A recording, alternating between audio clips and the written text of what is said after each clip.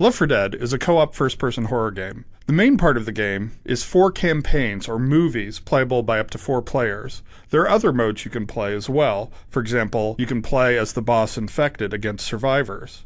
Anyone who's familiar with Counter-Strike-style weapons and items will be comfortable with a game, which has been extended to include some melee attacks.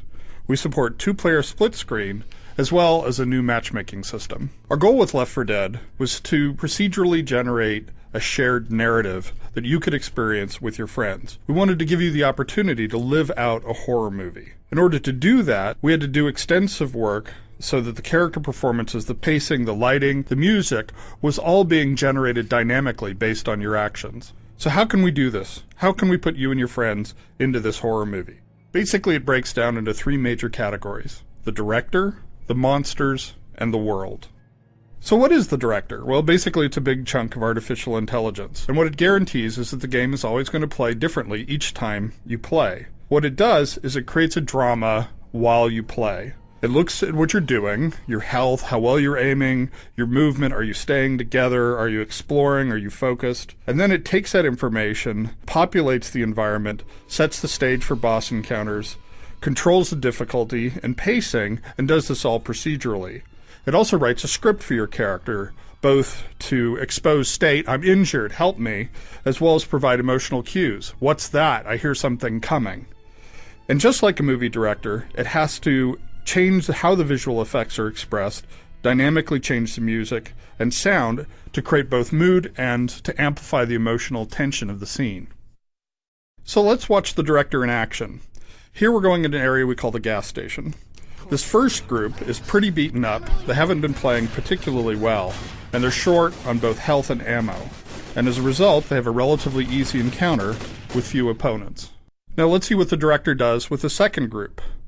This is a team that's been playing for a while, they're playing well together, and they're in good shape as far as health and ammunition. As a result, they're going to get a much more challenging encounter, as well as a more dramatic payoff.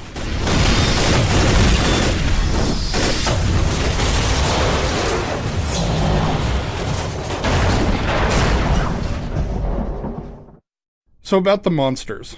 Well, one of the things we had to do was greatly increase the scalability, both in terms of rendering and artificial intelligence, of our monsters.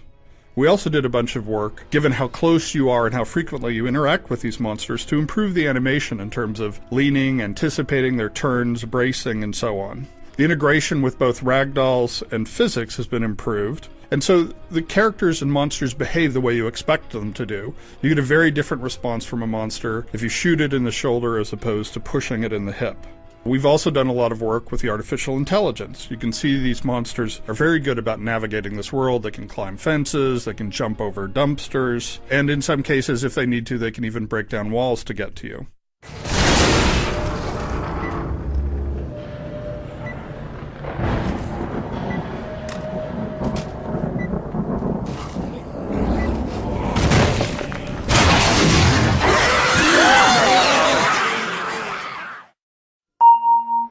The work we've done in the world groups itself into 2 areas, a set of filmic post-processing techniques, as well as some advanced light and shadow rendering.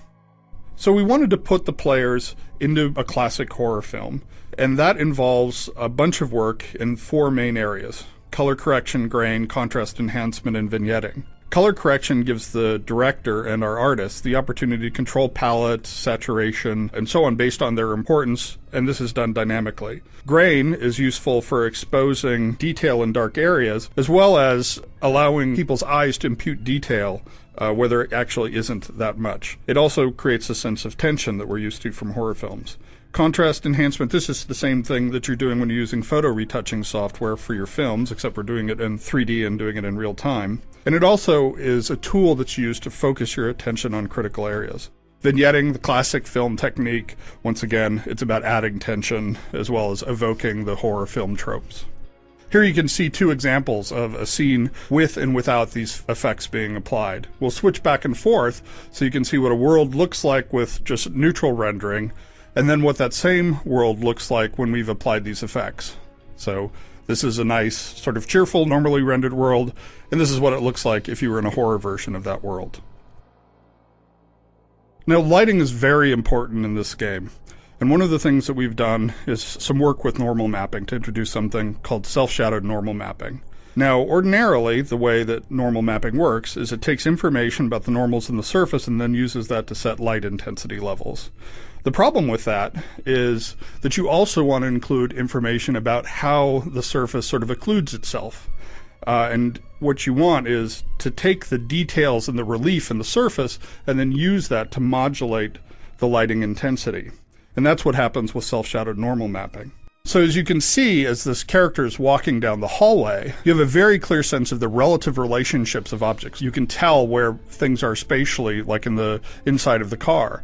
And you can also imagine just what it would feel like if you were running your hand down that wall. You have sort of a tactile sense of surfaces. Now, one of the things we struggled with early on is there's a bunch of information that has to be conveyed about other players' states to you and vice versa. And so we ended up using light as one of the primary information channels. We can actually have people understand everything that you're doing, all the actions that you're taking, simply by how lighting is changing in a scene. So without any sound or other cues, you can see that you can tell when the player's reloading, when they're firing, when they're being hit by monsters, and even when they're using a melee attack, which gives you this big swing in their flashlight as it swings around.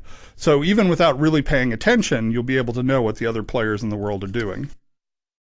Now, to date in our industry, we've really had this split between the single-player, strongly authored, character-driven narrative that has a great emotional impact.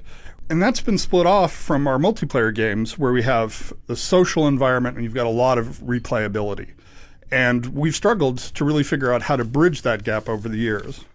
With Left 4 Dead, we think we've actually managed to converge these things. We've taken the narrative strength, the emotional impact of our Half-Life series, and combined that with the social replayability of Counter-Strike and TF2. We set this within this unique co-op game style, and we feel that this is an interesting step forward in terms of social entertainment. It's the convergence of these multiplayer and single-player strengths. So now we're going to take a look at what the game is like to play, what the experience of being in this horror movie is like. Everything that you're seeing here is from the game. All the environments, all the lighting and so on are being procedurally generated as the players go through. And I think you'll start to get a sense of why we're really proud of what we've been able to accomplish in terms of this shared procedurally generated narrative.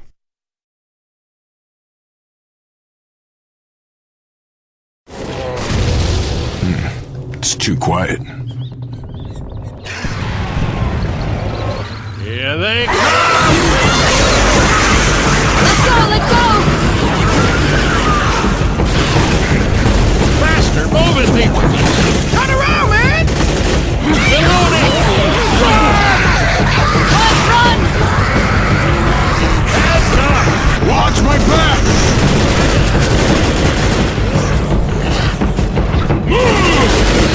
Watch out! Jesus, Mary, and Joseph.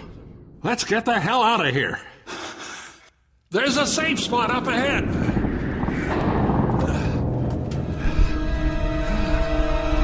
Oh, man.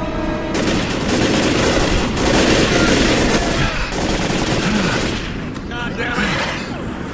I need some help over here.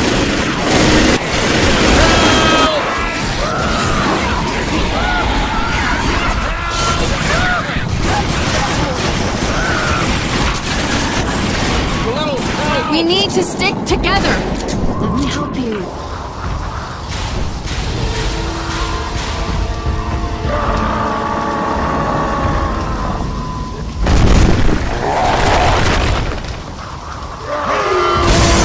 Come on, up and up. We gotta keep moving. Tank incoming! Oh, damn! Run!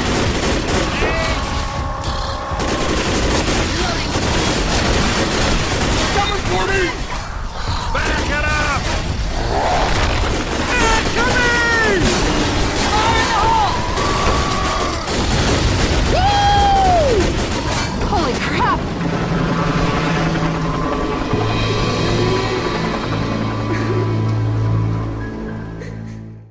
So in conclusion, just want to sort of summarize what it is that we're saying about Left 4 Dead.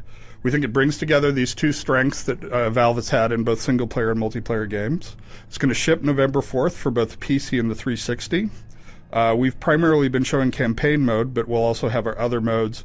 For example, sort of more of a PvP mode where you can take control of the bosses. We'll also have commentary mode and support for achievements. I look forward to you having a chance to play the game and hearing your feedback once you've done so. Thank you.